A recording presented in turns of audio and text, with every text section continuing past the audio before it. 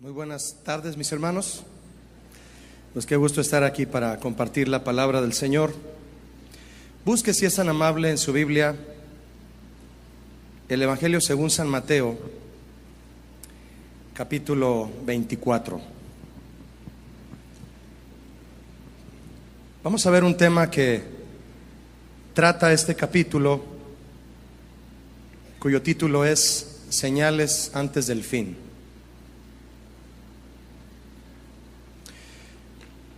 Es un tema con el que deseo continuar lo que el pastor Chuy nos ha enseñado en estas dos últimas semanas, con los temas que él nos trajo respecto a las cosas que han de suceder y lo importante que es aprender esto también de la palabra de Dios, señales antes del fin. Voy a leer, si me acompaña, Mateo 24, 1 al 3. Dice así: Cuando Jesús salió del templo y se iba, se acercaron sus discípulos para mostrarle los edificios del templo. Respondiendo él, les dijo: ¿Veis todo esto? De cierto os digo que no quedará aquí piedra sobre piedra que no sea derribada. Y estando él sentado en el monte de los olivos, los discípulos se le acercaron aparte, diciendo: Dinos, ¿cuándo serán estas cosas y qué señal habrá de tu venida y del fin del siglo? Esta es una de tantas enseñanzas, mi hermano, que Jesús reservó para sus discípulos. Si usted nota en el versículo 3, dice que cuando se fueron de donde estaban viendo el templo y les dijo respecto al templo que iba a ser destruido, se fueron al monte de los olivos y ahí tomaron a Jesús aparte. Ahí dice el versículo, se le acercaron aparte. Es decir, este fue uno de tantos temas que Jesús habló de manera reservada con sus discípulos. Para nosotros quedó registrado gracias a que lo escriben los evangelistas. En este caso estamos leyendo de Mateo. Y en estas enseñanzas que él reservó para decírselas solo a sus discípulos, ahí en el monte de los olivos, él respondió en esta ocasión a tres preguntas básicas. La primera fue: ¿cuándo sería la destrucción del templo? Lo cual alude a la destrucción de Jerusalén. ¿Cuándo sería la segunda venida de Jesús? Y la tercera pregunta fue: ¿cuándo sería el fin del mundo? Al responder a esto, Jesús comienza a hablarles de los acontecimientos trágicos que rodearían la destrucción de Jerusalén para describir las condiciones que precederían su propio regreso. Y esto debe tenerse muy en cuenta cuando usted lee este capítulo.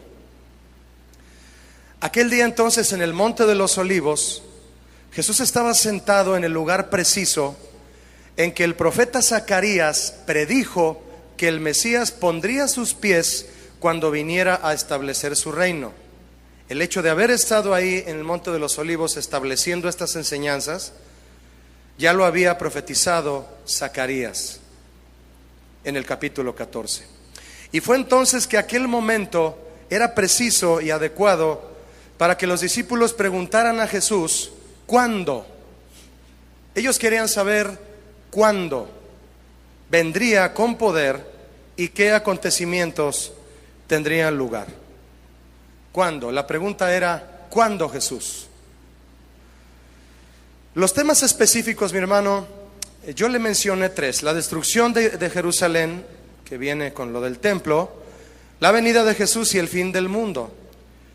Pero dos de estos temas específicamente, la destrucción del templo de Jerusalén y el fin del mundo, ambos temas están interrelacionados en este pasaje, en este capítulo.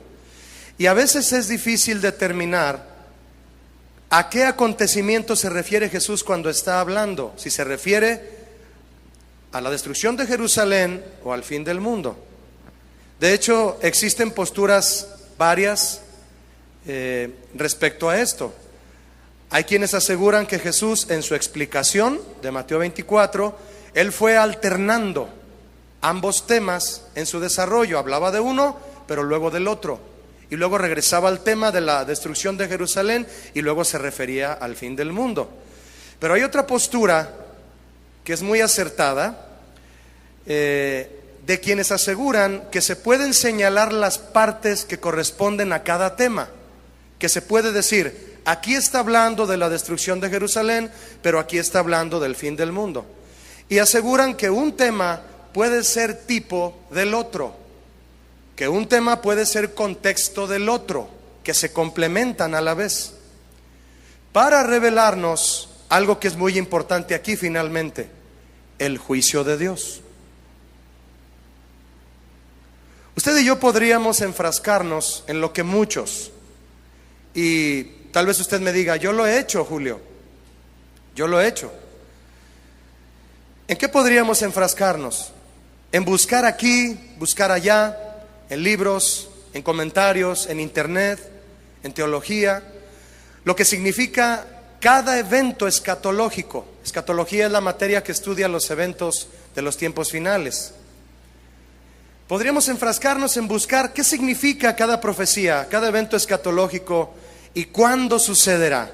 De lo que escribió Daniel, de lo que escribió Juan en Apocalipsis, de lo que escribió Pedro, porque Pedro también escribió textos escatológicos, los que escribió Pablo y obviamente los que habló Jesús. Y enajenarnos, mi hermano, irnos al extremo con las diferentes hipótesis teológicas que hay de cada profecía. Pero si aún los teólogos más reconocidos sostienen diferentes hipótesis de lo que este tipo de pasajes significan en lo natural, es decir, no pueden establecer fechas y lugares exactos, yo me preguntaba yo, ¿qué provecho entonces podemos obtener nosotros de estudiar un pasaje como este? Si los teólogos más reconocidos presentan diferentes hipótesis, entonces para usted y para mí, ¿qué provecho tendría estudiarlo? La respuesta a esto es Jesús mismo quien nos la da. Jesús enfatizó los acontecimientos que tendrían lugar antes del final de los tiempos, pero Él dejó algo muy en claro, mi hermano.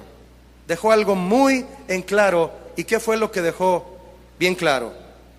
Que sus discípulos no debían preocuparse por la fecha exacta de los acontecimientos, sino en estar preparados. Entonces, el provecho que obtenemos es el del Espíritu, que es el más importante cuando leemos este tipo de pasajes. Un provecho que viene al escudriñar la Biblia y recibir la amonestación, la advertencia del Señor para vivir sabia y espiritualmente en tanto Jesús viene por su iglesia. ¿Cuántos quieren estar preparados? Aunque no sepas fechas ni lugares exactos. Tenemos que estar preparados en vivir como Dios manda, viviendo como Él manda, para que cuando Él venga en gloria pueda considerarnos suyos e irnos con Él. Entonces, mi hermano, retomo, repito, reafirmo, lo que de Jesús dejó bien en claro en temas como este es que sus discípulos, ¿cuántos son discípulos de Cristo aquí? Sus discípulos no deben preocuparse por la fecha exacta de los acontecimientos, deben preocuparse por estar preparados para cuando estas cosas sucedan, preparados. Ese es el provecho que obtenemos. Eso es lo que Jesús dejó bien claro respecto a estos temas. ¿De qué me sirve indagar intelectualmente quién será el líder global anticristo si no estoy preparado espiritualmente para irme con Cristo cuando regrese y me tome por sorpresa? Porque nos va a tomar por sorpresa. Tenemos que estar preparados entonces. Si va a llegar de sorpresa, como ladrón en la noche, como el relámpago dice aquí, hay que estar preparados. Ese es el punto, mis hermanos, importante aquí, estar preparados. La muestra clara de que estar preparados para su venida es el propósito principal de Cristo en su discurso aquí, está en sus primeras palabras de respuesta a la pregunta que sus discípulos le hicieron. ¿Cuál fue la pregunta que los discípulos le hicieron a Jesús? Jesús, ¿cómo debemos estar cuando regreses? No, esa no fue la pregunta. Jesús, ¿qué esperas de nosotros en tu venida? Tampoco fue la pregunta. Jesús, ¿qué debemos hacer para irnos contigo? Tampoco fue la pregunta. La pregunta fue, ¿cuándo vendrás? ¿Cuándo va a ser destruido el templo de Jerusalén? ¿Cuándo será el fin del siglo? La pregunta era, ¿cuándo? No cómo debo estar preparado, sino cuándo. ¿Ya se dio cuenta usted, mi hermano, con el pasar del tiempo, no sé cuándo tenga usted siendo cristiano, que el hombre siempre está interesado en las señales? ¿Verdad que sí? El hombre siempre ha estado interesado en las señales. De hecho, el Señor Jesucristo tuvo discusiones con los fariseos que le pedían señal para poder demostrarles él a ellos que él era quien decía ser. En el capítulo 6 del Evangelio de San Juan les dice, yo soy el pan de vida que vino del cielo.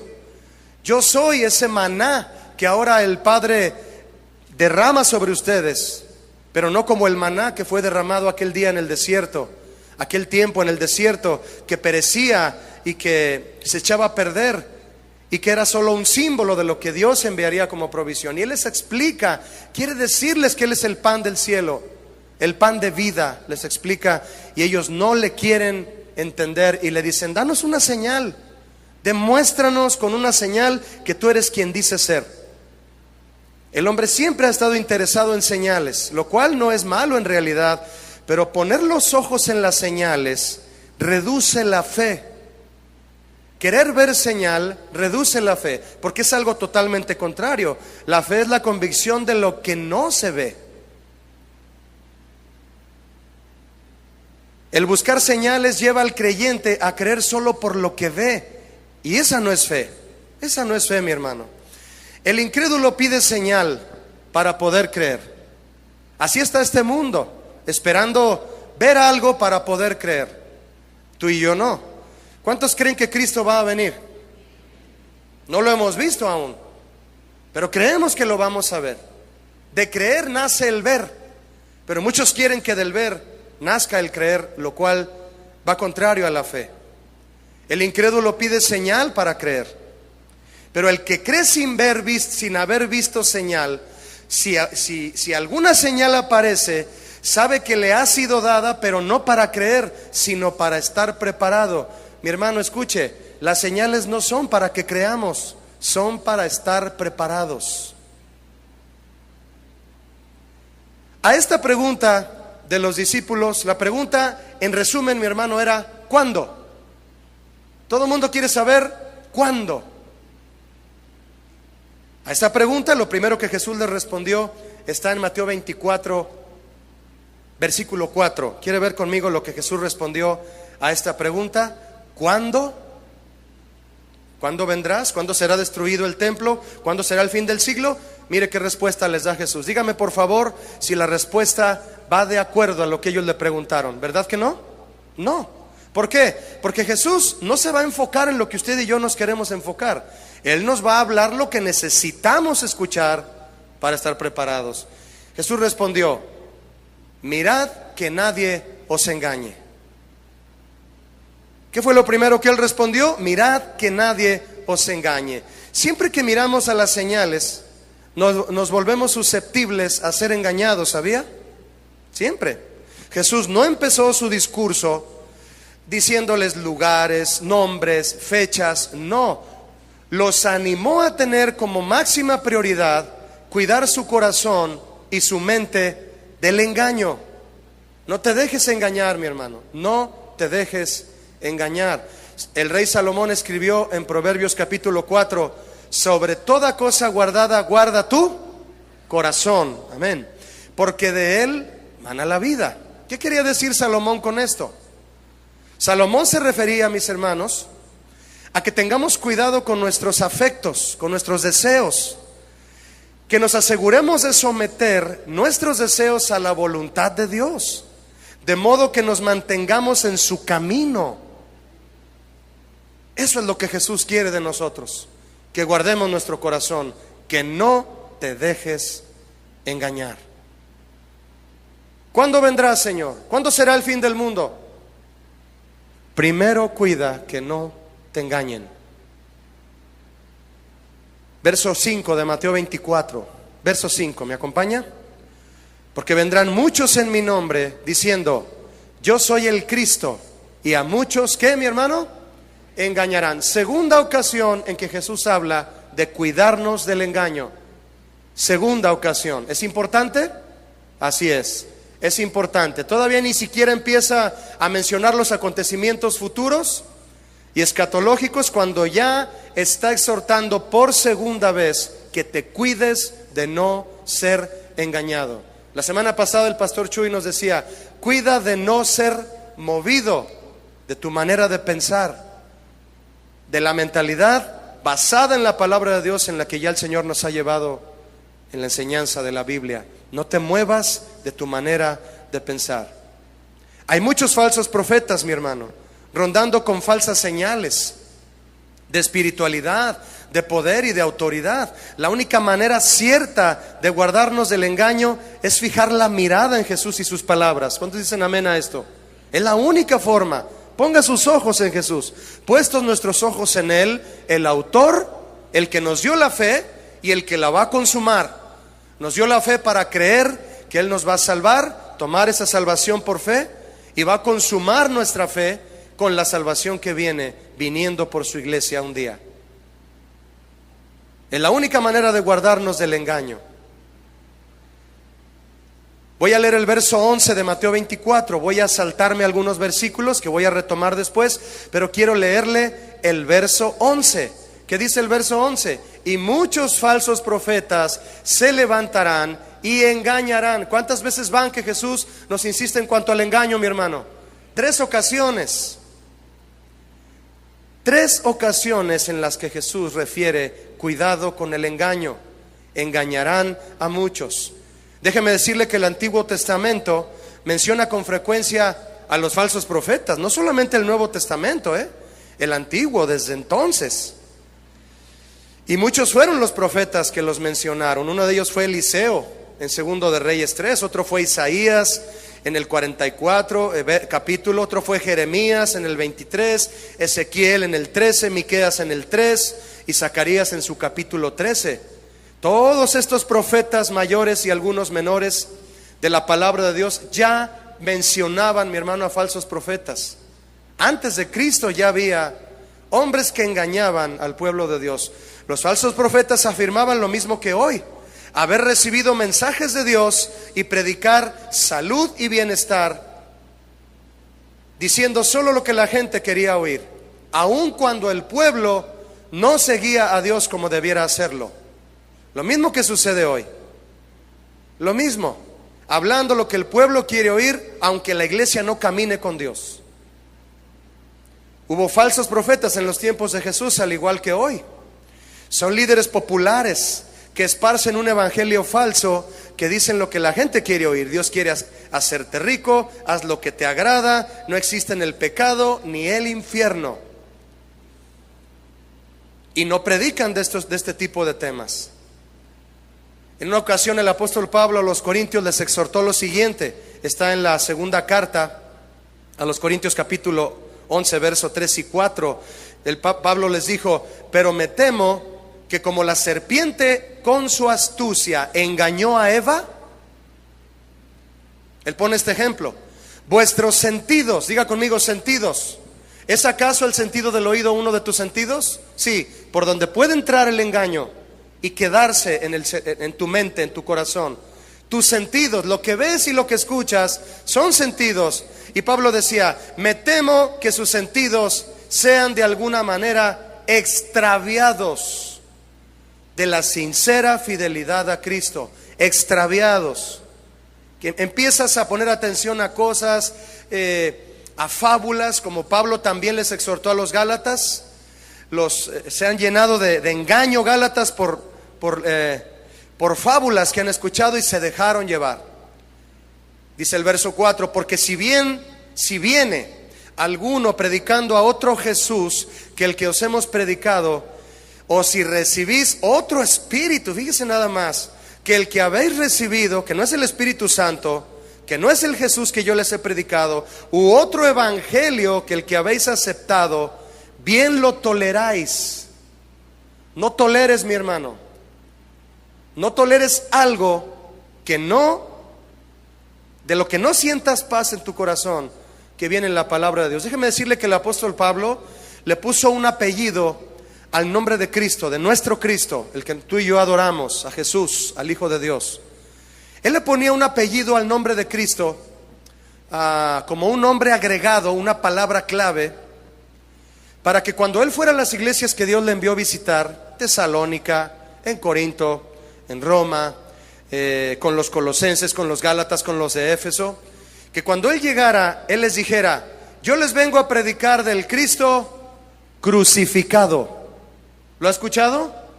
Esa es la palabra como clave que Pablo agregaba al nombre de Cristo, para dejarles bien en claro de cuál Cristo les venía a hablar. Porque la palabra Cristo significa ungido, significa elegido. Y muchos decían que eran los elegidos, que eran el Cristo, que eran el ungido de Dios, y no era cierto. Y Pablo lo distinguía de la manera más poderosa en que nuestro Cristo se distingue, mis hermanos, y es en que Él fue crucificado. ¿Cuántos adoran al Cristo crucificado? Al Hijo de Dios que dio su vida por ti y por mí en la cruz. A Él y nada más a Él es al que adoramos. Pablo decía: no lo toleren. ¿Qué estaba pasando, mi hermano? La devoción sencilla pero pura de los corintios hacia Cristo comenzó a ser amenazada por la enseñanza falsa. Pablo no quería que los creyentes perdieran su amor por Cristo. Ese es el deseo que todo pastor debe de tener, que los creyentes no pierdan su amor por Cristo. Ese debe de ser el deseo intrínseco de todo pastor. No de que la iglesia sea rica. No, mantener a Cristo en el primer lugar de nuestras vidas, mi hermano, puede ser muy difícil cuando tenemos muchas distracciones que amenazan desviar nuestra fe. Tenga cuidado, porque así como Eva, dijo Pablo, perdió su rumbo al escuchar a la serpiente que habla a través de falsos profetas, nosotros también podemos perder nuestro rumbo al permitir que nuestras vidas estén saturadas y confundidas. Cuide lo que ve, cuide lo que oiga, métase en la palabra de Dios. Le quiero hacer una pregunta, porque es bueno detenernos, mi hermano, y meditar. Le quiero hacer una pregunta. ¿Habrá en este momento algo que a usted le esté debilitando en su compromiso de mantener a Cristo en el primer lugar de su vida? ¿Habrá algo? Medítelo. ¿Hay algo que esté debilitando su compromiso? Los creyentes en Corinto aceptaron más la adulación, los mensajes que aparentaban ser buenos y que parecían tener sentido. Hay muchos mensajes en el internet que parecen tener sentido. Hay muchos, pero no lo tienen bíblicamente. Hoy hay muchas enseñanzas falsas que parecen sensatas, pero tienes que preguntar, tienes que indagar. Gracias al Señor que tenemos enseñanza de su palabra para poder estar listos y no caer como Eva cayó en las palabras de la serpiente. Una enseñanza, entonces, mis hermanos, no tiene por qué ser aceptada simplemente porque parezca tener autoridad o porque diga cosas que nos agrada oír. A mí me dio mucha tristeza hace algunos años que un hombre de mucho renombre en Estados Unidos y ya en el mundo, un pastor en Estados Unidos que es conocido, ha escrito buenos libros, ha escrito buenas enseñanzas, pero él se paró detrás del púlpito, lo dijo en un evento muy especial, y las palabras que él dijo todo el mundo las oyó. Y él dijo que quien se suicida siendo cristiano se va al cielo. Eso, mis hermanos, es un tema que tiene que extenderse y explicarlo para poder dejarlo bien en claro. Se ha hablado de eso, de hecho, el pastor Chuy nos ha enseñado. El caso es que cuando él lo dijo, mi hermano, prendió una bomba. No quiere decir que un hombre, por el hecho de tener autoridad, ya espiritual, porque Dios lo puso a servirle y tiene experiencia, no quiere decir que todo lo que diga sea pegado a la Biblia. Hay que cuidarnos, mi hermano, hay que cuidarnos. A mí me dio tristeza cuando supe que él lo había dicho. Yo ya había leído alguno que otro libro de él. No podemos poner atención a eso. El cristiano fiel compara siempre las palabras de la gente a la luz de la Biblia. Ningún predicador autoritario que contradiga la palabra de Dios debe de ser escuchado. Pero como creen que por su experiencia y reconocimiento lo que digan ya es ley, se les salen cosas. Y que Dios tenga misericordia de lo que hablamos, mi hermano, que esté apegado a la Biblia siempre. Mi hermano, no busque señales especiales, no pierda el tiempo mirando a otros, mire a Cristo. ¿Cuántos van a mirar a Cristo? Mateo 24:6. Mateo 24:6. Y oiréis de guerras y rumores de guerras. Mirad que no os turbéis, porque es necesario que todo esto acontezca. Ya nos han enseñado que todo esto acontezca, ¿verdad? Que no podemos orar e interceder para que todo esto no suceda y Dios tenga misericordia. No, es necesario que todo esto acontezca, pero aún no es el fin, porque se levantará nación contra nación y reino contra reino, y habrá pestes y hambres y terremotos en diversos lugares. Yo le pregunto, ¿cree usted que esto ya se está cumpliendo? Sí. Déjeme decirle que lo cierto es que esto comenzó a cumplirse desde la época de la iglesia primitiva. Así es, mi hermano. Ahora, ¿por qué el Señor quiso que estas señales de guerra, rumores de guerras, pestes, hambres y terremotos empezaron a cumplirse en los tiempos de la iglesia primitiva? ¿Por qué? Recuerde para qué son las señales.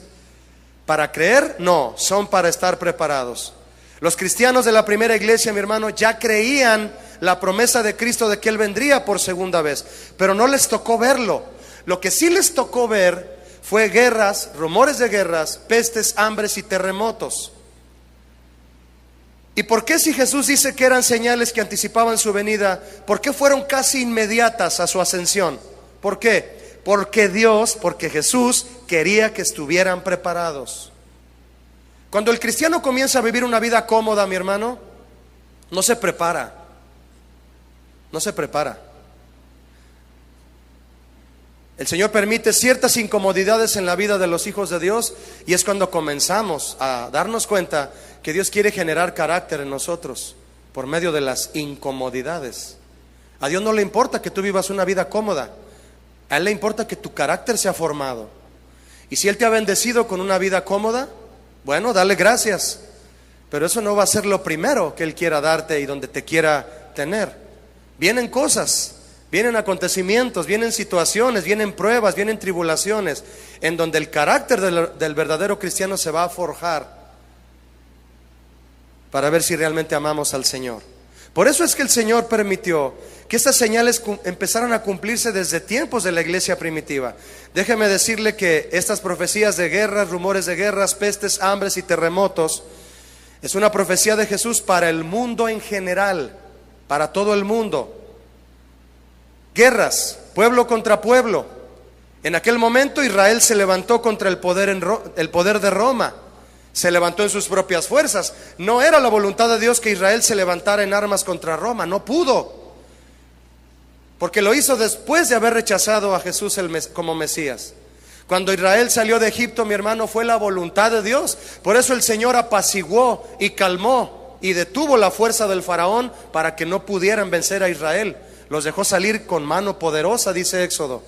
Pero en estas ocasiones no. Quisieron levantarse en armas contra Roma, y cada levantamiento de la insurrección judía era un aplastamiento para con Israel. Sistemáticamente fueron aplastados. Una muestra terrible de ello fue la guerra de Roma contra Israel, contra Judea, comenzada por Vespasiano y terminada por Tito con la destrucción de Jerusalén. Y así ha sido hasta hoy.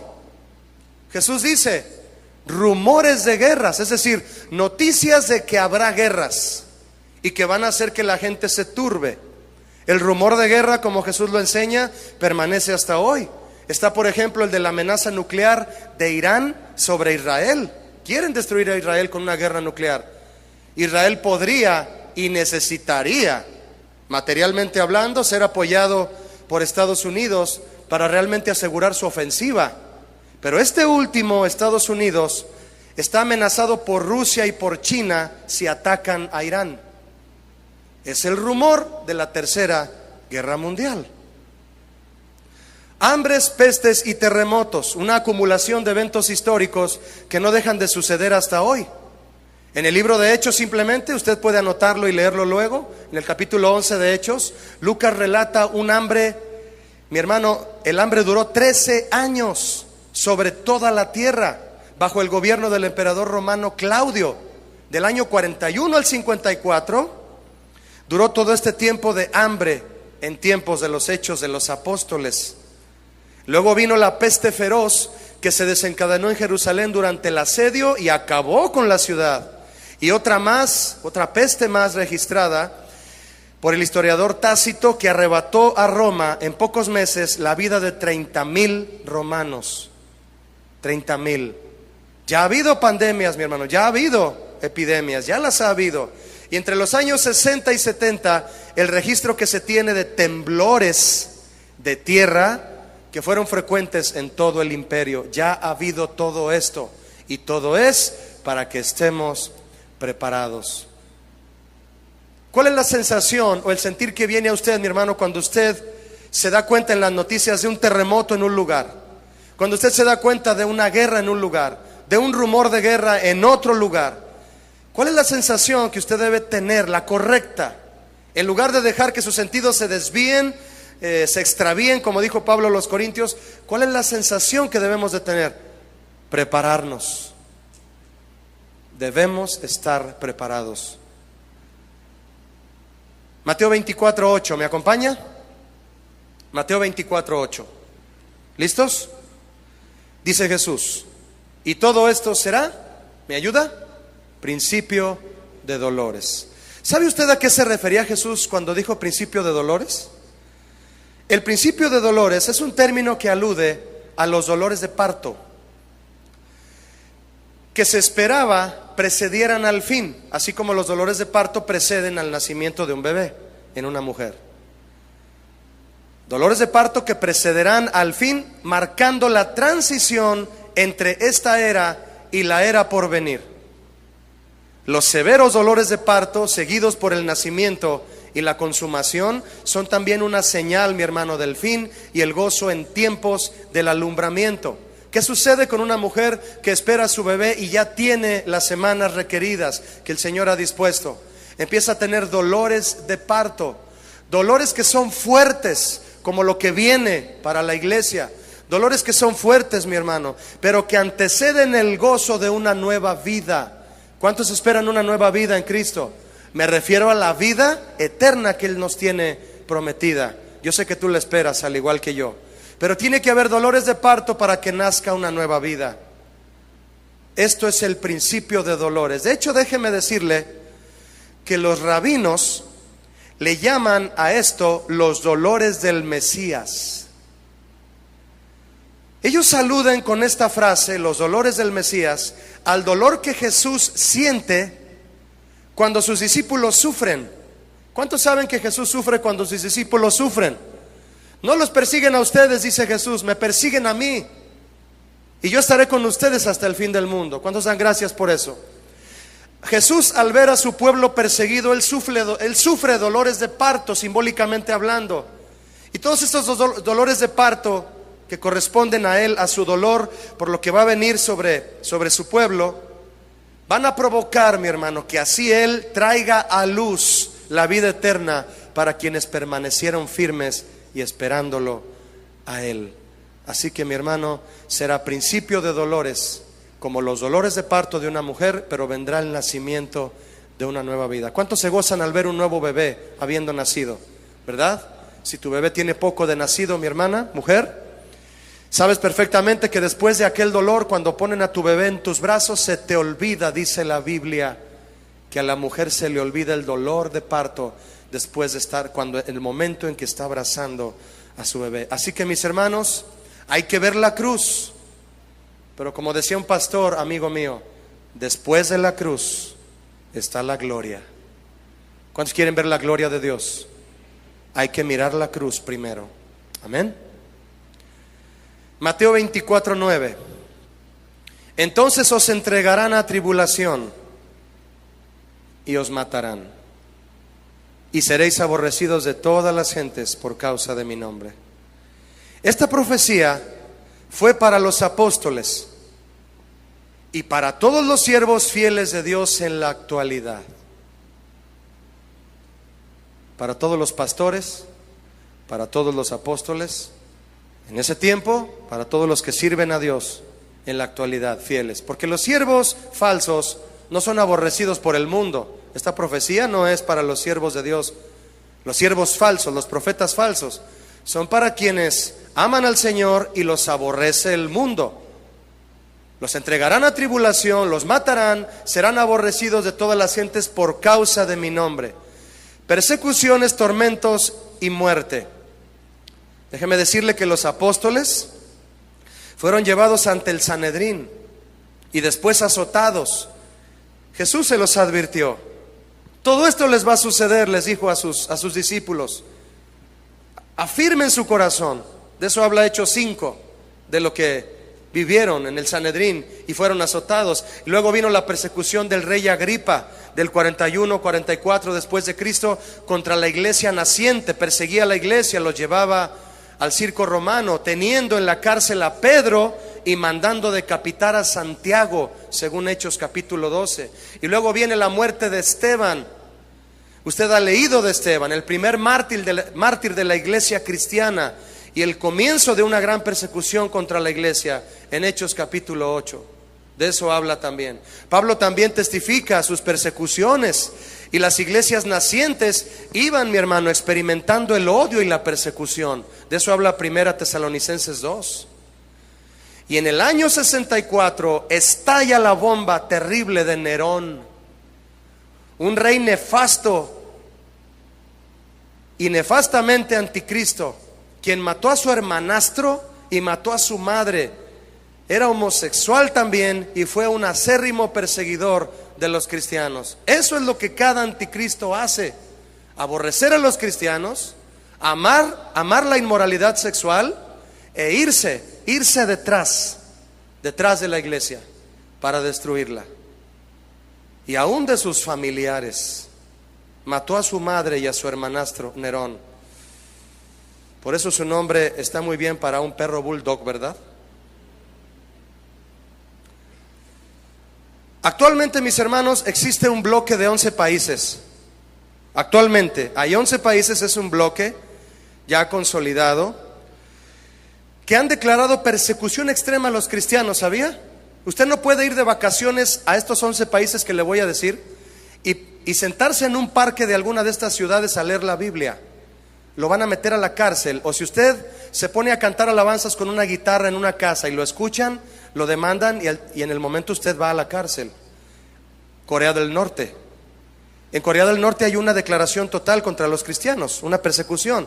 En Arabia Saudita, en Afganistán, en Irak, en Irán, en Somalia, en las Islas Maldivas, en Malí, en Yemen, Siria y Eritrea también.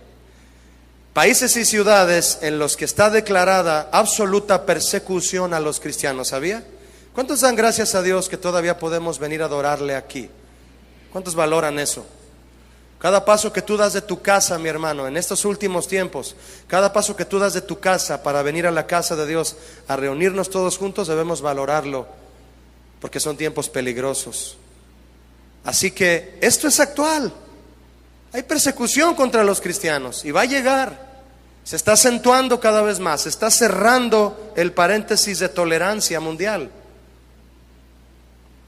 Mateo 24:10. Muy importante este versículo. Muchos tropezarán. Diga conmigo, tropezarán. Muy bien. Entonces, y se entregarán unos a otros y unos a otros se aborrecerán. ¿De quién está hablando aquí? Déjeme decirle que así como la profecía anterior era para los apóstoles y los siervos de Dios en la actualidad fieles a Él, esta profecía es para los cristianos en general. Odios y traiciones. Esto puede referirse a que diversos cristianos apostatarán. Ya nos explicaron qué es apostatar: es divorciarse de Dios. Si alguna vez te enamoraste de Cristo, si alguna vez le dijiste, tú eres mi primer amor, y lo dejaste, bueno, tal vez los que lo han dejado es porque ya no están aquí. Son esas sillas vacías que aparecen aquí, una que otra, ¿no? Que ya han dicho, Jesús, tú por tu lado, yo por el mío. Fírmale aquí. Divorcio, apostación, divorciarse, apostatar, divorciarse de Dios. Y con bienes separados, tú lo tuyo y yo lo mío. Cristianos que apostatarán y se volverán contra sus propios hermanos, su propia familia, sus propios conocidos que solían llamarle sus hermanos en Cristo también. Ahora, esto déjeme decirle, mi hermano, que se está expresando de la forma más terrible. Los padres se entregarán a los hijos, dice Mateo 10, y los hijos se entregarán a los padres. Mateo 10 habla de eso. Usted sabe que las leyes del mundo, las que están comenzando a establecer ya a favor de la diversidad sexual, entre otras leyes que se están estableciendo en contra de la familia que Dios estableció, serán causa de división en las mismas familias. Lo que quiere Satanás es abolir, no solo quiere dividir, quiere abolir la familia. El padre que no permita a su hijo ejercer la sexualidad de su preferencia podrá y será aborrecido y podrá ser demandado por dicho hijo. Esto ya está ocurriendo en Estados Unidos. Y déjeme decirle que hay una nueva ley de la Secretaría de Educación Pública que están por sacar a la luz ya con respecto a que si tu hijo tiene un compañerito que no vive con papá y mamá, sino que vive con papá y papá, si tu hijo le pregunta a ese niño, oye, ¿tú por qué tienes papá y papá si yo tengo papá y mamá? El niño, al escuchar eso, tú lo puedes confundir, según esta ley. Lo puedes confundir y eso es un delito. Que tú confundas al niño que por qué tiene papá y papá en lugar de papá y mamá. Y si ese niño insiste en preguntarle a su compañerito que por qué tiene papá y papá o mamá y mamá, pueden venir el papá y el papá a demandar en la escuela ese aprisionamiento, esa insistencia, y meter a los padres del niño a la cárcel. No al niño, a los padres. La burbuja se está cerrando, mi hermano. Odios y traiciones. Una palabra muy interesante aquí es una que Jesús dijo. Ahí está en la pantalla. Muchos, ¿me ayuda en voz alta? ¿Muchos qué? Tropezarán. Tropezarán. La palabra tropezar aquí significa sentirse ofendido y hacer escándalo. ¿Sabía usted eso? No significa caer y ya te quedas ahí abajo. No, aquí tiene otra connotación. Significa sentirse ofendido por lo que te dijeron. Estás engañado y te sientes ofendido cuando te hablan tu pecado y te lo hacen ver y haces un escándalo. Escandalizo es la palabra griega para tropezarán. Es decir, muchos por el engaño y su conformismo a este mundo, al oír el mensaje que confronta su pecado, se sentirán ofendidos y harán escándalo. Van a ir a derechos humanos, van a ir a conciliación y arbitraje, harán escándalo de ello y odiarán a todo aquel que se oponga a sus preferencias. Tropezarán. Harán escándalo de la confrontación pecaminosa y en lugar de arrepentirse, demandarán a quienes los están acusando de pecado. ¿Qué tal? ¿Y a qué se debe este tropiezo, mi hermano? ¿A qué se debe este odio y traición que Jesús profetizó? El verso siguiente lo explica. Mateo 24:12. 24:12, por favor. Y por haberse multiplicado la gente que no quiere vivir bajo ninguna ley, el amor de muchos se enfriará. Por haberse multiplicado la anomia, la vida sin ley. No me importa la ley de Dios. Por haberse multiplicado la maldad.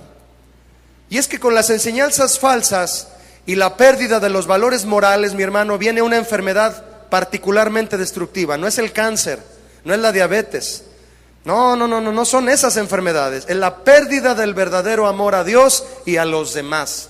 Esa enfermedad ha comenzado a diseminarse. Espero que no te contagie El pecado enfría nuestro amor por Dios y por los demás al hacer que nos enfoquemos solo en nosotros, nos hace egoístas. Por eso es que el odio y el aborrecimiento se van a acrecentar, porque como se va a acrecentar el egoísmo, se acrecenta el odio y el aborrecimiento. El odio y el aborrecimiento son productos del egoísmo, son parientes. El pecado enfría nuestro amor por Dios y por los demás al hacer que nos enfoquemos en nosotros mismos. Déjeme compartirle una porción del mensaje que el Señor habló a la iglesia de Éfeso en Apocalipsis 2:5.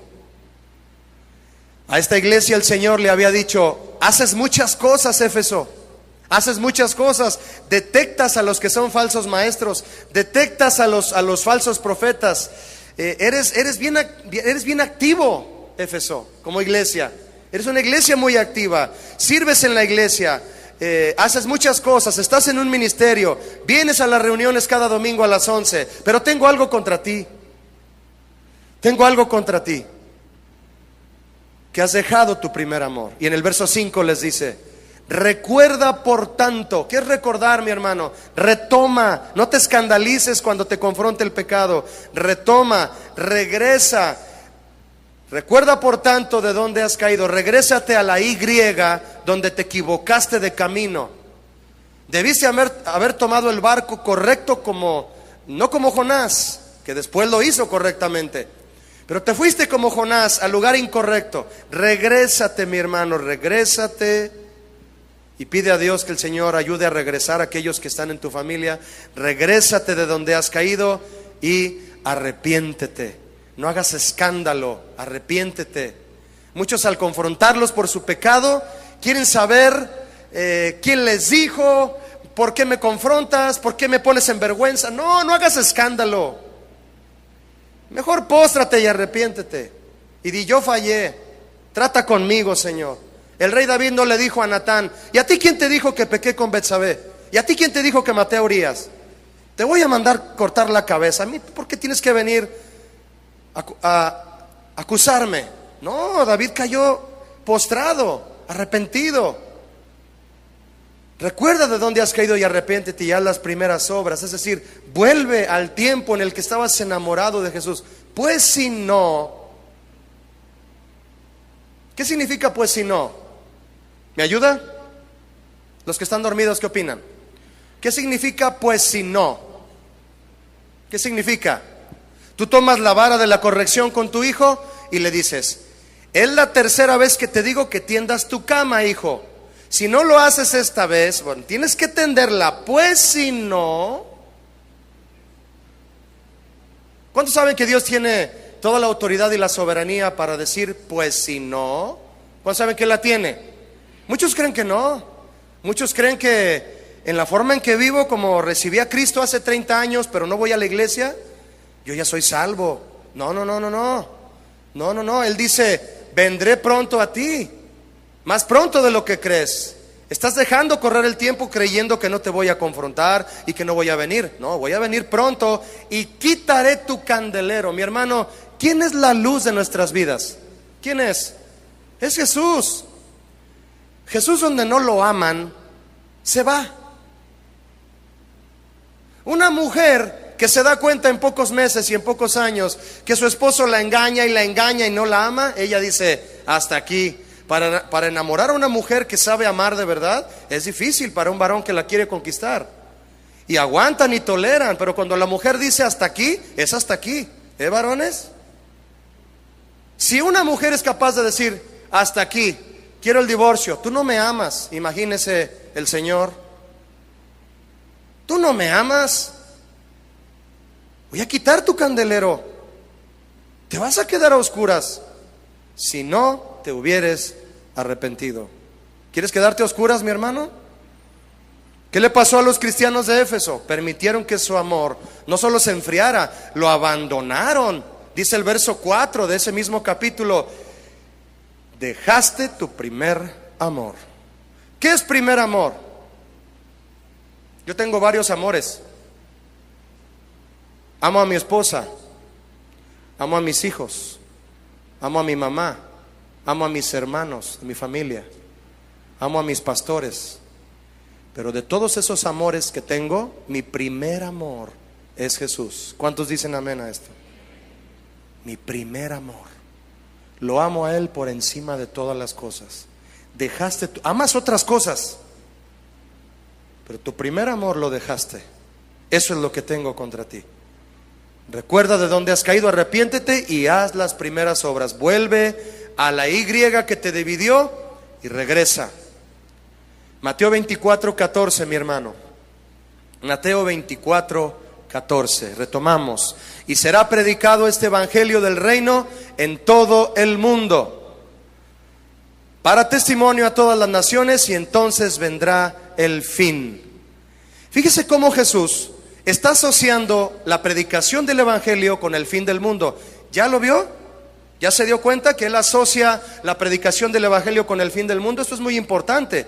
Jesús dijo que antes de que Él volviera, las buenas nuevas acerca del reino serían predicadas en todo el mundo. Esta era la misión, mi hermano, que Él dejó a sus discípulos: id y predicad el evangelio a toda criatura. Y es la misión que tú y yo tenemos hoy, mi hermano. Es nuestra misión, es tu misión y es la mía. Jesús se ocupó del fin de los tiempos y del juicio final, a fin de mostrar a sus seguidores la urgencia de esparcir las buenas nuevas de salvación por doquier. Al advertir a los discípulos contra las falsas señales, Jesús traza, mi hermano, un cuadro de las condiciones prevalecientes hasta el fin de la era y le señala cuál sería su tarea permanente: es predicar el evangelio.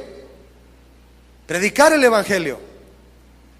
Va a haber engaños de índole religiosa, levantamientos sociales y políticos, calamidades naturales, deslealtades y persecución. Sí, va a haber todo eso, cosas que anunciarán el fin de los tiempos.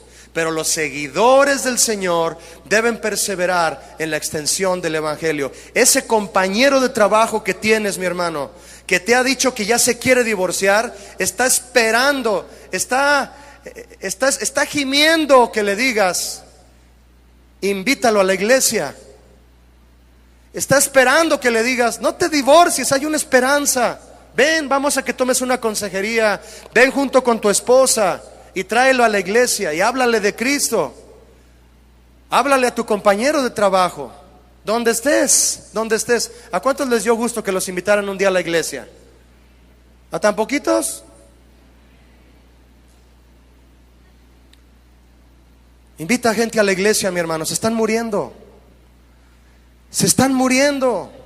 Y tú y yo aquí comiendo pastel. Llévales una rebanada. Comparte a Cristo. Invita a alguien a la iglesia. Invita a tu cuñada, invita a tu tío, invita a tu suegra, invita al que está en el trabajo. Invítalos. Tú sabes lo que Dios puede hacer cuando pasen por algunos de estos pasillos y se sienten en un lugar y la gracia de Dios comience a derramarse en sus vidas. ¿Cuántos quieren ver más gente transformada? Invítalos. ¿O te da vergüenza? ¿Te da vergüenza? ¿Sí o no? No me avergüenzo del evangelio, porque es que poder de Dios, mi hermano, para restaurar la vida de aquel que ya no haya que hacer en su matrimonio, aquel que no tiene trabajo y te ha llamado a ver si tú puedes conseguirle algo y sabes que no es cristiano. Dile: vente a la iglesia. Jesús asoció entonces la evangelización mundial con el fin. Estas palabras que tú y yo leímos del verso 14, en ellas entonces Jesús habla acertadamente del deseo del Padre hacia las naciones de todo el mundo, mi hermano. Dios tiene cuidado de todos los pueblos. Jesús murió por cada persona. No murió por unos cuantos, murió por el que quiera decirle: Jesús, yo te necesito y quiero seguirte. Y la palabra de Dios es para cada nación. ¿Cuántos dicen amén a esto? Hasta que llegue el fin.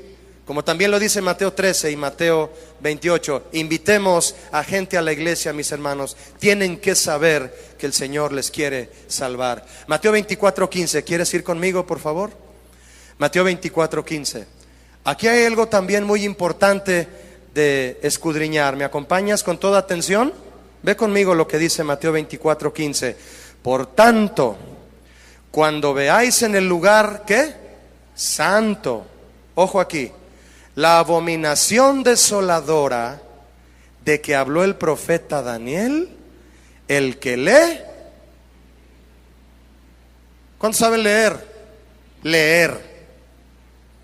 ¿Cuántos quieren entender? Jesús dijo, no solo leas, entiende. ¿Qué hay que entender? 16.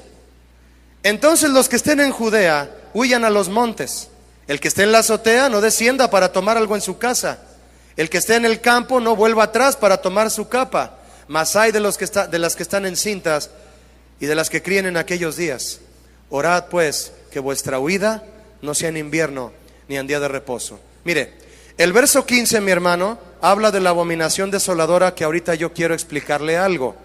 Los versos 16 al 20 es una advertencia local que Jesús hizo, porque vendría la destrucción de Jerusalén en el año 70 después de Cristo, y les está dando recomendaciones casi prácticas. Si estás en la azotea, bájate rápido. Si estás en el campo, no te regreses a buscar tu capa. Las que están embarazadas, híjole, cuidado, va a venir algo fuerte. Pero en especial el verso 15, cuando se refiere a la abominación desoladora en el lugar santo, ¿qué significa, mi hermano? ¿Qué es la abominación desoladora que Daniel y Jesús mencionan? Fue profetizada por Daniel. Le voy a leer Daniel 9:27 en la versión Dios habla hoy. Dice así: durante una semana más, Él hará un pacto, se refiere al anticristo, un pacto con mucha gente, pero a mitad de la semana pondrá fin a los sacrificios y las ofrendas. Y un horrible sacrilegio se cometerá ante el altar de los sacrificios, hasta que la destrucción determinada caiga sobre el autor de estos horrores. Es decir, va a venir el anticristo y va a decretar que en el templo del Señor ya no haya sacrificios, y va a cometer un horrible sacrilegio delante de Dios. Pero tiene su fin, porque dice Daniel al final del 27 que la destrucción está determinada. ¿Cuántos saben que Dios tiene control también del fin del enemigo? También. Daniel 11:31 en la versión Reina Valera dice así: y se levantarán de su parte. ¿De parte de quién? Del desolador.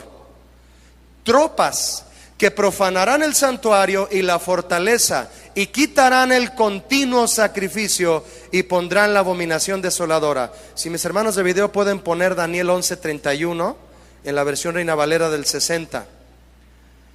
Ahí es donde dice: y pondrán la abominación desoladora. Y muy interesante que dice: quitarán el continuo sacrificio. Vea esto, mi hermano. ¿Qué es la abominación desoladora? Este término revelado por el Señor a Daniel no se refiere a un objeto específico, ni a un acontecimiento o a una persona. Es un intento deliberado de mofarse y negar la realidad de la presencia de Dios. ¿Y en qué momento sucede esto? Cuando el templo del Señor, el lugar santo, es profanado. ¿Qué es profanar? Profanar es pasar la línea de lo que no se debe de cruzar por lo malvado. En el hebreo, profanar significa perforar, herir, violar, contaminar.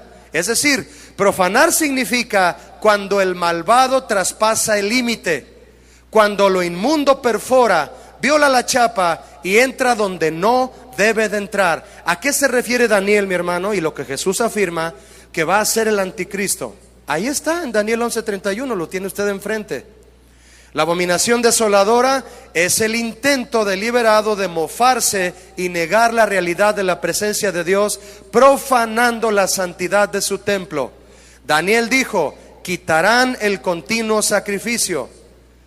Esto habla de la cancelación de los sacrificios diarios, que significa a su vez la cancelación de la adoración al Dios verdadero, y también la opresión a los creyentes.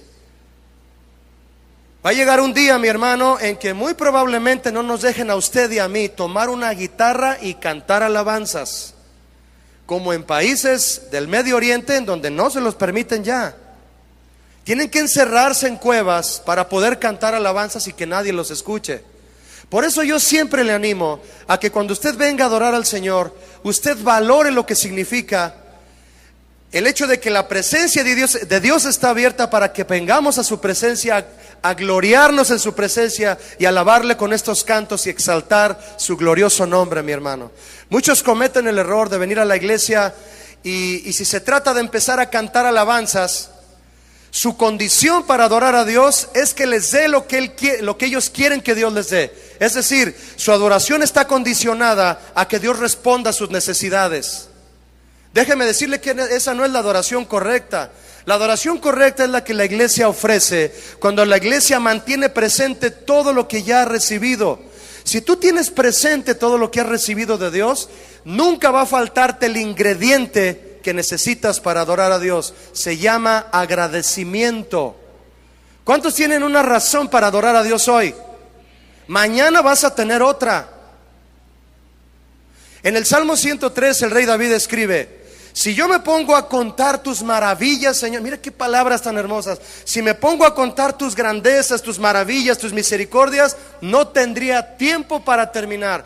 Por eso cuando venimos a adorar a Dios, mi hermano, nuestro motor para adorarle es lo que Él ya hizo, no lo que necesitamos. Olvídese de lo que usted necesita y empiece a darle gracias por lo que Dios hizo. Jamás usted va a dejar de adorar a Dios. Dígame por favor, ¿cuándo vamos a dejar de adorar a Dios tratándose del sacrificio de Cristo en la cruz? Jamás, mi hermano. Ni 1,000,000 de cantos nos ajustarían para decirle a Jesús: ya te adoré por tu sacrificio, ya te adoré, misión cumplida. ¿Verdad que no? No, mis hermanos. Valore que usted puede adorar a Dios hoy, porque los sacrificios van a ser quitados. Pero hay algo que le quiero decir. Mire, Daniel lo profetizó, y años después vino la profanación del templo en Jerusalén por Antíoco Epífanes en el año 168 antes de Cristo, un verdadero anticristo de su tiempo, Antíoco Epífanes, que en su invasión final terminó retirándose obligado por las naves enemigas. Pero poco antes de su retirada saqueó a Jerusalén, profanó el templo y detuvo los sacrificios en el templo. Les dijo a los sacerdotes: ya no van a sacrificar corderos, no más corderos. ¿Y qué cree que hizo? Levantó un altar dentro del templo al dios Zeus y le sacrificó un cerdo.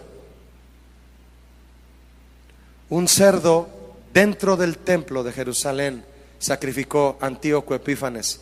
En la ley judía, los cerdos eran inmundos y no debían tocarse ni comerse, como lo es el pecado. Sacrificar un cerdo en el templo era el peor insulto que un enemigo podía hacer a los judíos. Eso es la abominación desoladora. Esa es, mi hermano, el intento por mofarse de la presencia de Dios y asegurar que no existe y burlarse de Dios. Cuando Jesús menciona que vendría la abominación desoladora aquí en Mateo 24, Él la menciona y cuando lo menciona implica el cumplimiento múltiple de esta profecía de Daniel, ya que después de lo que hizo Antíoco en el año 70 después de Cristo, tal como Jesús dijo a sus discípulos, vino la destrucción del templo total, mi hermano. No quedó piedra sobre piedra. Por el general romano Tito y 1,000,000 de judíos murieron. Cabe entonces la amplia probabilidad de que Jesús también se refirió al anticristo que está por venir.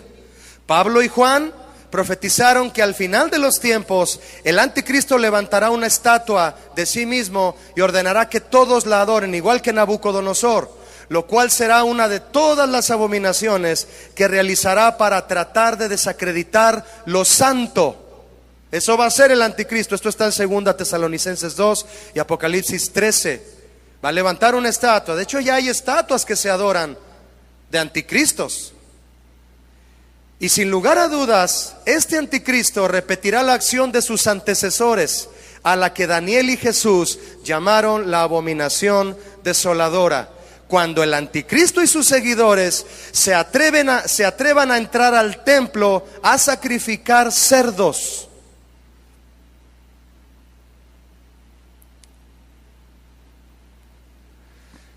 Pero aquí está lo que le quiero decir. Los cristianos entendidos, Jesús dijo, el que lee, entienda. Los cristianos entendidos no se preocupan por la abominación desoladora. ¿Sabe por qué?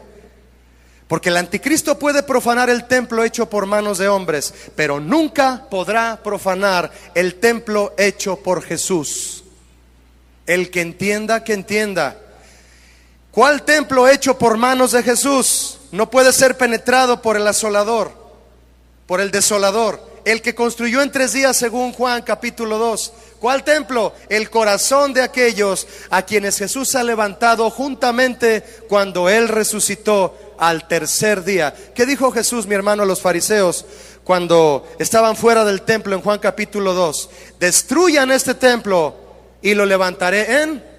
¿Y de qué hablaba según lo que los discípulos dijeron ahí? Él hablaba del templo de su cuerpo. Yo quiero pedirle algo, mi hermano. Ponga su mano aquí. ¿Cuántos saben que somos templos del Espíritu Santo? El apóstol Pablo les dijo a los corintios, ¿no saben? ¿Qué no saben? Así les dijo, ¿qué no saben? Que vuestros cuerpos son templos del Espíritu Santo. 1 Corintios 6:19. ¿Qué no lo saben? El templo del Espíritu Santo es el corazón del creyente fiel que ha venido a ser el tabernáculo actual de Jesús. Moisés levantó un tabernáculo, David levantó un tabernáculo, pero Jesús levantó otro, y ese no está hecho de ningún material humano, está hecho de carne y hueso. ¿Cuántos dan gracias a Jesús por eso?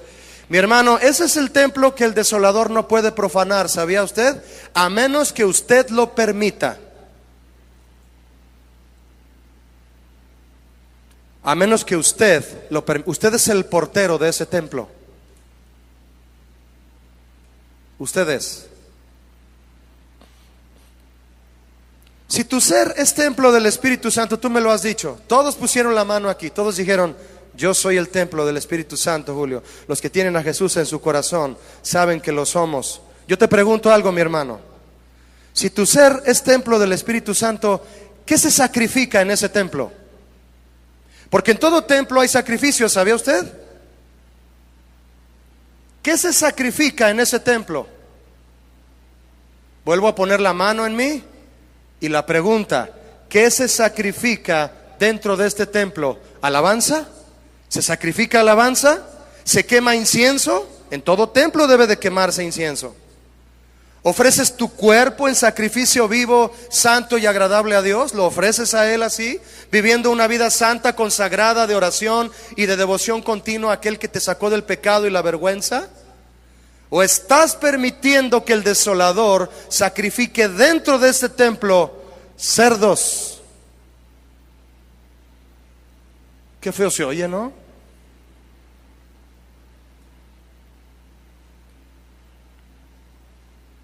Si hay inmoralidad en este templo, hay cerdos, mi hermano. No me vea feo a mí.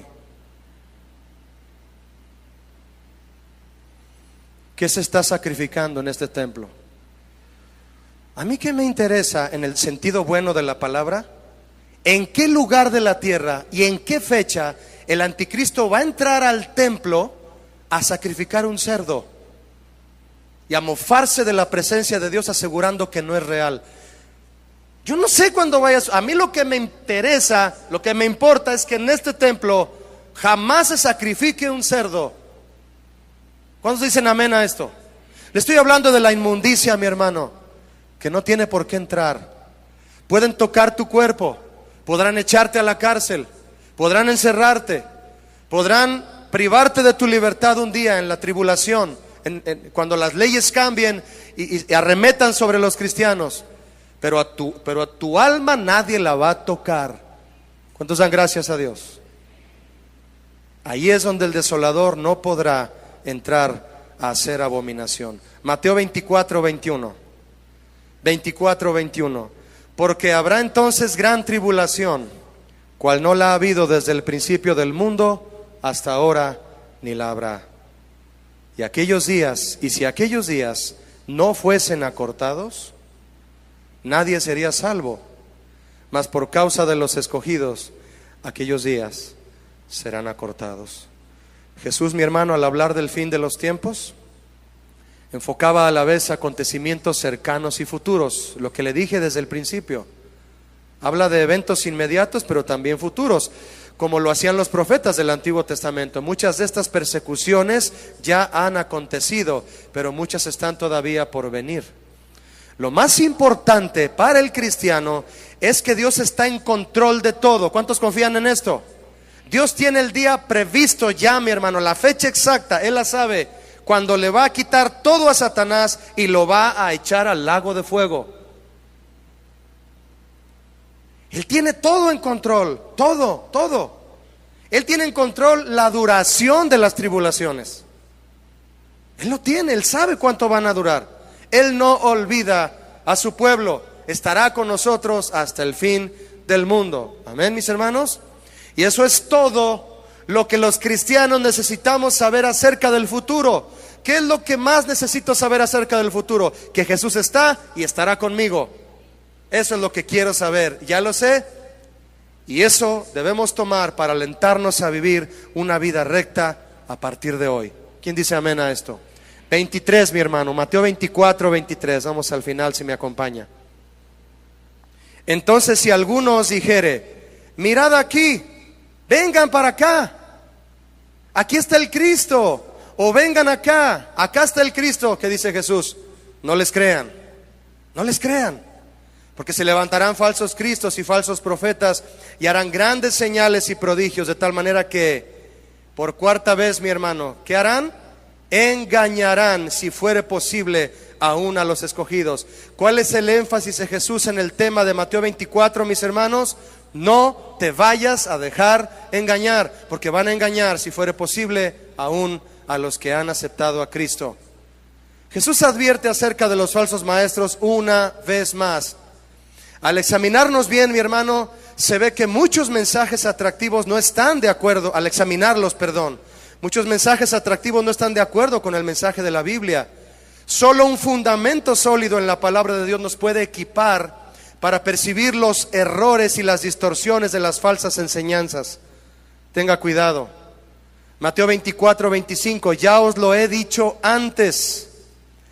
Si les dicen, hey, vengan para acá, al desierto, acá está Cristo, no salgas, dice Cristo, no salgas, no vayas, no es cierto.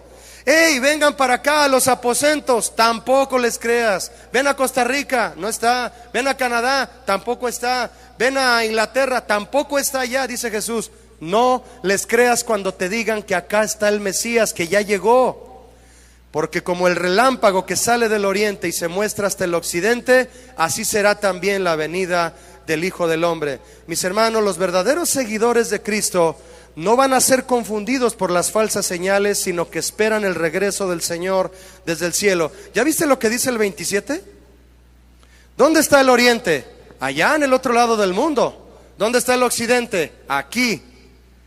¿Ya se dio cuenta que Jesús va a venir como un relámpago que sale del oriente al occidente? Se va a dejar ver en toda la tierra, como una energía eléctrica cuando le da la vuelta a toda la tierra, y de ahí viene el conteo de la velocidad de la luz. ¿Quién puede alcanzar la velocidad de la luz? Es imposible. Cuando ves un relámpago a lo lejos, cuando vas en carretera con tu familia y empieza a llover, qué hermoso se ven los relámpagos. Yo venía con mi familia de visitar al pastor Álvaro Camarena y veníamos y era un espectáculo, mi hermano, de relámpagos saliendo de Tepatitlán en la bajada así. Yo le dije a mi hijo, mira lo que ve esto, y hubieras visto el que apareció allá. Cuando ya le estaba diciendo eso, salió otro por acá y con ganas de tomarles fotos, ¿verdad? Qué hermosas son las fotos cuando logran atrapar un relámpago. Son esas líneas eléctricas hermosas que son impredecibles. Nadie sabe en qué momento van a aparecer. Así va a venir Jesús. Por eso cuando te digan que Jesús ya vino, es precisamente la señal de que no ha venido. Porque Él va a venir como un relámpago. Nadie se lo espera. Por eso hay que estar. Es como cuando estás con la cámara ahí, que crees que lo vas a lograr, ¿verdad? Con la cámara, el siguiente relámpago lo voy a tomar. Ay, ¿qué vas a tomar? Mejor toma video. Así lo hacen. Para atrapar un relámpago tomas video y después corres el video con cámara lenta y alcanzas a ver el relámpago. ¿Quién va a alcanzar a ver a Jesús? Todos, mi hermano. Todos, desde el oriente, toda la vuelta hasta el occidente. Por internet, yo qué sé, mi hermano. Por el celular, yo qué sé. Lo que me importa es que lo voy a ver. ¿Cuántos lo quieren ver? Los verdaderos seguidores de Cristo esperan a Jesús aparecer en donde Él dijo: en el cielo. Voltee para arriba. Arriba está nuestra esperanza. El rey David dijo: ¿de dónde viene mi socorro? Mi socorro viene de arriba. De allá va a venir Jesús. El 28 dice: acompáñame, porque donde quiera que estuviera el cuerpo muerto, allí se juntarán las águilas. Mira qué palabras de Jesús, ¿eh? Jesús está hablando aquí de las aves de rapiña, de las aves de presa, que revolotean sobre un cuerpo muerto para describir la destrucción que rodeará la caída de Jerusalén y los acontecimientos asociados al juicio final, mi hermano. La destrucción de Jerusalén es una catástrofe que anticipa la tribulación que precederá su regreso. Así es, mi hermano. En medio de la persecución, entonces, aún los creyentes firmes se les hará difícil ser fieles. Que no te pase a ti. Para evitar ser engañados por los falsos mesías, debemos entender que el regreso de Jesús será incuestionable, como dice Marcos capítulo 13. Cuando Él vuelva no habrá duda alguna. Cuando escuches entonces a alguien decirte que el Mesías ya vino, es porque no ha venido. Cuando Cristo venga, todos le vamos a ver. Y dejé este versículo, mi hermano, para verlo juntos en este final y orar al Señor, tú y yo. No me lo brinqué, no lo ignoré. Tal vez tú lo viste y dijiste: ¿por qué Julio no leyó el versículo 13? ¿Quieres verlo conmigo y oramos a Dios esta tarde? No te vayas sin ofrecerle a Dios un compromiso de lo que has escuchado. Mateo 24:13. ¿Quieres leerlo conmigo? ¿Ya lo viste en la pantalla? El cierre, mi hermano, del verdadero propósito del mensaje de Jesús de los tiempos finales. ¿Cuál es? El que persevere hasta el fin, este será salvo. ¿Cuántos ya están en el cielo? Mire, ya no cayó nadie. La otra vez que pregunté, todos levantaron la mano. ¿Cuántos están en la tierra todavía? Pues yo. ¿Cuántos son salvos por fe? ¿Cuántos son salvos por fe? Es decir, por fe ya tienes tu salvación, pero aún no estamos en el cielo. Cuando estemos en el cielo, ya no vamos a ser salvos por fe, vamos a ser salvos realmente. Cuando tú y yo estemos sentados en la mesa, disfrutando de la cena de las bodas del Cordero, ahí vamos a ser salvos, ya no por fe. Tenemos fe aquí, arriba ya no va a haber fe, porque allá todo va a ser una realidad. La fe es la certeza de lo que esperas. Cuando estés allá ya no vas a esperar nada, todo te va a ser dado ya. El que persevere hasta el fin será salvo en realidad. Eres salvo por fe, mi hermano, pero la realidad de tu salvación no se ha consumado. Se va a consumar si tú y yo perseveramos. Perseverar es mantenerse en pie en el conflicto, ¿sabías? Es sobreponerse a la adversidad, es no desplomarse bajo tensión, es estar firme. Perseverar es estar firme bajo presión, esperar calmada y valientemente. Perseverar no es una pasiva resignación a la suerte, a ver qué viene. No, ni es una mera paciencia, no. Perseverar es la resistencia activa y enérgica a la derrota. Pablo dijo: derribado, pero no destruido, porque perseveró y recibió la corona que le esperaba. Jesús predijo que los que lo aborrecen a Él y sus mandamientos van a aborrecer a los cristianos. Sin embargo, los cristianos podían, mi hermano, y podemos hoy tener esperanza en medio de cualquier persecución que pueda venir, y van a venir, sabiendo que la salvación, si perseveramos, es nuestra. Los tiempos de prueba, mi hermano, son para diferenciar a los cristianos verdaderos de los que no lo son. Para eso son. Un examen en una escuela es para diferenciar quién estudió y quién no. Las pruebas son para diferenciar a los que son cristianos, pero solo cuando las cosas van bien. Señor, ayúdanos. Cuando te presionen, mi hermano, a rendirte y dar la espalda a Cristo, no cedas. Guarda y recuerda las bendiciones y los beneficios de permanecer firme y sigue viviendo por Cristo. ¿Cuántos dicen amén a esto? Vamos a orar, mi hermano. No te levantes sin haber orado. Ora conmigo esta tarde. Ora conmigo, por favor. Señor, esta tarde gloriosa que tú nos das, gloriosa por el simple hecho de estar entre nosotros, porque tu palabra está aquí con nosotros, Señor. Podemos leerla, podemos estudiarla, podemos disfrutarla, Señor, pero también podemos, aunque sea amarga en ocasiones, podemos digerirla. Y aunque al principio, Señor, pueda ser amarga, traerá fruto apacible de justicia. Fruto apacible de justicia. Señor, gracias, porque tú vienes pronto y nos lo has dicho. Y aunque nos dices muchas cosas que son de nuestro interés, así como de los discípulos, Señor, ¿cuándo regresarás? ¿Cuándo sucederá esto? ¿Cuándo vendrá el fin del mundo? Señor, lo que tú acentúas para nosotros, para tu iglesia hoy es: no se dejen engañar. Prepárense y perseveren. No te dejes engañar. Prepárate y persevera. Dile conmigo en voz alta: Señor, no me dejaré engañar. Me prepararé, Señor, y perseveraré para ser salvo en aquel día. Aleluya.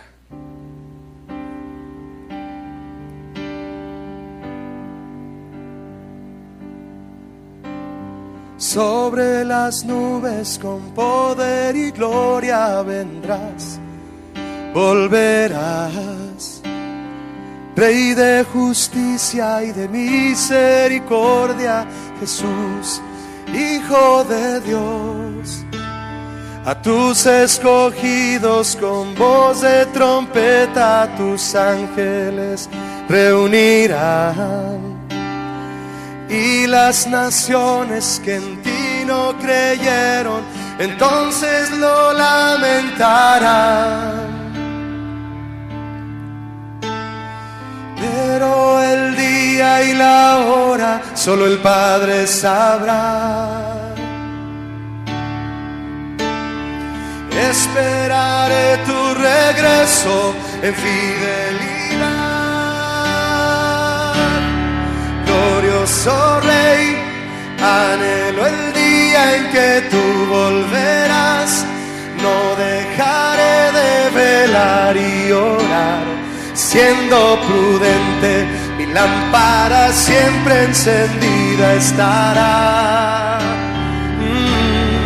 Glorioso Rey, sé que el cielo y tierra pasarán, mas tu palabra permanecerá. Bienaventurado el siervo que firme encuentres en ti. Dilo conmigo. Sobre las nubes con poder y gloria vendrás, volverás, Rey de justicia y de misericordia, Jesús, Hijo de Dios. A tus escogidos con voz de trompeta, a tus ángeles reunirán. Y las naciones que en ti no creyeron, entonces lo lamentarán. Cántalo fuerte, mi hermano. Pero el día y la hora solo el Padre sabrá. Yo esperaré tu regreso en fidelidad. Dile, glorioso Rey, anhelo el día en que tú volverás. No dejaré de velar y orar, siendo prudente, mi lámpara siempre encendida estará.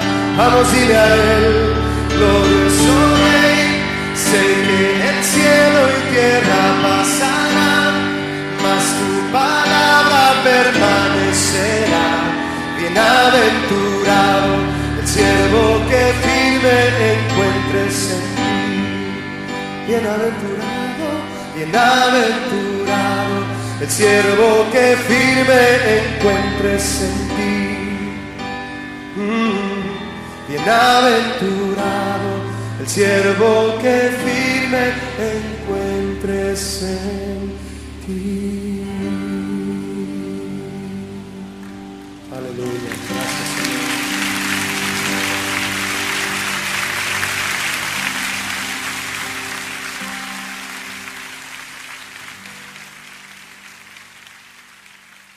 Que Dios les bendiga, mis hermanos. Que tengan bonito día.